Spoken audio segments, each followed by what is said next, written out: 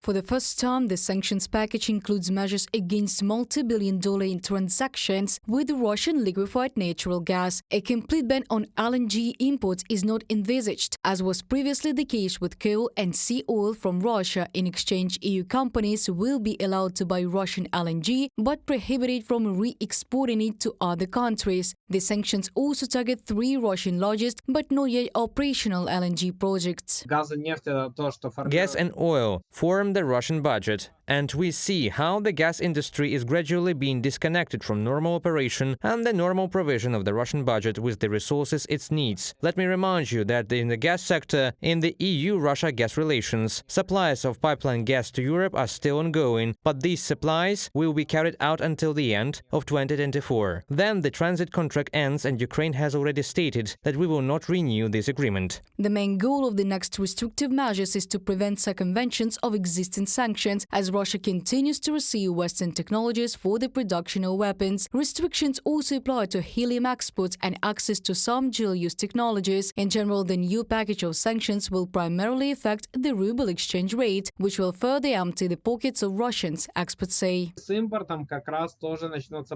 Problems will also begin with imports, because those companies that supply goods, they will determine which currency to trade. Russia wants to buy goods in rubles, but now they clearly will not meet in halfway due to the fact that the exchange rate is blurred, and there will be a situation that was typical for the first weeks of the full-scale war, when prices changed every week. The 14th package of sanctions is also aimed at Russia's shadow fleet, which the Kremlin uses to circumvent the price limit on oil transported by sea. Shadow fleets are tankers that are not owned, operated or insured by organizations and companies that are part of the coalition of G7 and EU countries. European Commission President Ursula von der Leyen said the package would further deny Russia access to key technologies. I welcome the agreement of our 14th sanctions package against Russia. This hard-hitting package will further deny Russia access to key technologies. It will strip Russia of further energy revenues and tackles Putin's shadow fleet and shadow banking network abroad.